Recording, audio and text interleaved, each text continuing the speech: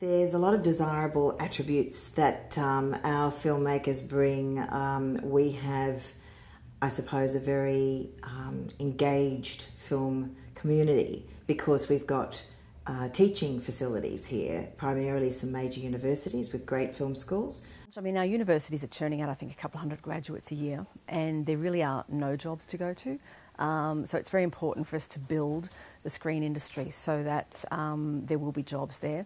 But say at the moment, you know, there might be 2 or 3 jobs. So the odds pretty much are stacked against you. Look, I think it's important for any community to be able to tell its stories. Now, whether those stories are told through the written word or through film and television, I think it's important that those stories come out, that they be captured, and that they be passed down. And of course, film and television is a wonderful medium for that. We're working in an industry where you need to draw upon a knowledge and understanding of human nature and political affairs and geography and world affairs. So some sort of broad understanding. You know, Queensland has got a great history of being a production location for runaway production from primarily the States, but also from Europe. And so we have a great skills base here that's a professional one. Most importantly is to network, because this is a very networked industry. So meet people, team up with people, get into the network and the industry, get known. I mean, I think to stimulate continuity of employment in Queensland in the film and television industry, we just need to make sure we turn out a good product. If we are producing good film and good television, then it will be consumed. Now, the reality of it is, Australia generally, particularly in the feature film market, is a tiny market in terms of global terms. So we have to capture as much of our market as we possibly can. And when you reduce down from Australia down into Queensland, well, Queensland filmmakers, they have to produce product that Australians are going to consume, because if we're not having our product consumed in our home market, if we're not getting a big slab of our home market, then we're going to struggle. And so we have to produce product that is good product, that is going to be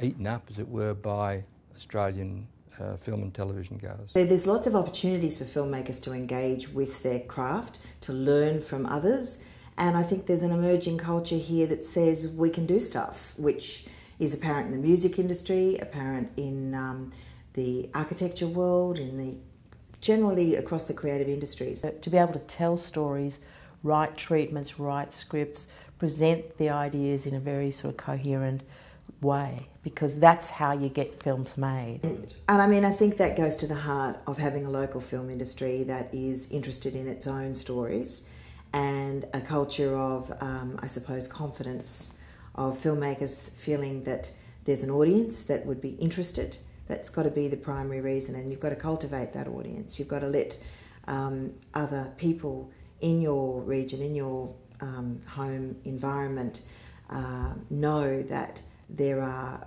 stories here that are worth telling, and that they can be told in a medium that is very entertaining and pleasurable, and a world that they can escape to but also learn from.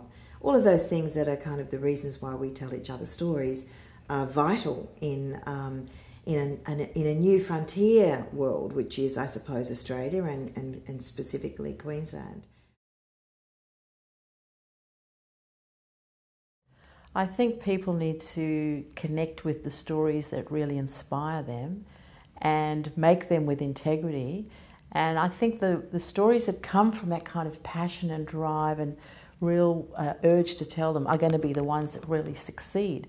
We also need a sound television base and a sound feature film base, and we do have a commercial television base and a short film base. So all of those areas are important, and of course I make documentaries. We have a very, very strong documentary base. It goes to the heart of cultivating our own domestic industry, which I think has really occurred in the last decade. There's been a real emphasis from people who want to tell stories, but also realise that they need to have the confidence of government, putting aside subsidies and putting aside programs to encourage people to do that. So that's vital. It means that when the dollar changes in value and suddenly it's too expensive for overseas countries to come and use our locations and use our skilled crews, it means that we have, infill, we have plenty of our own production and our own ideas and capacity to go out and keep some sort of even throughput of production, which is going to mean we have a real industry that's potentially sustainable rather than one that's just dependent on someone else over there deciding that they might come and use, a beach or an old town or a quarry in order to shoot something. Well, I think the Queensland film industry is in a very good position in the sense that it is beautifully poised because we have all of the climate and all of the conditions here available to make film.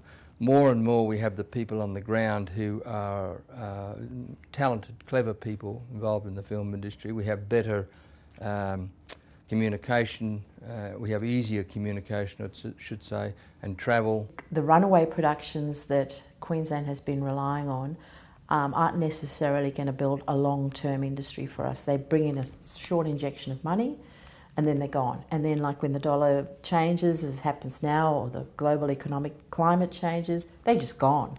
So it's not a long-term plan.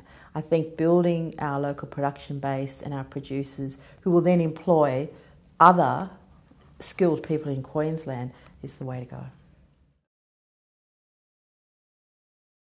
I think the importance of local filmmakers telling local stories is that we can feel proud of our, I suppose, sophistication as a group of people who no longer just are a place where people come and mine things or come and film things about their stories and take away, or indeed the kind of cultural cringe that a lot of Australians have been guilty of because of the origins of Australia, and specifically in Queensland we're always the poorest state, so there's a lot of historical kind of baggage that Queensland has, and I think the kind of maturing of storytelling and the creative arts, which is something that, kind of in a blithe sort of dopey way, I think we called ourselves a smart state.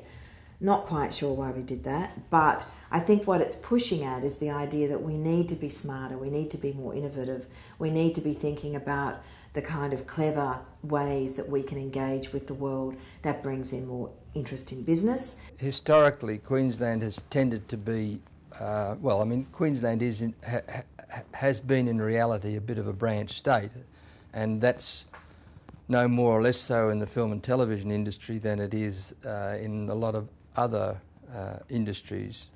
And so you find that, for example, the film and television industry tends to be a little bit Sydney-centric and Melbourne-centric. And that's just historically the way things have gone, and the population has been in the south, and that's the industry has followed the population. There used to be a perception of, we're far away from Sydney and Melbourne and they were the hubs, but really that doesn't apply anymore. I think the regional hubs now are becoming really vibrant and really viable. I mean, to look at our history, because the Chevelles were one of the first pioneering filmmakers and came from Queensland, and I just think that's amazing. And then there's been this huge gap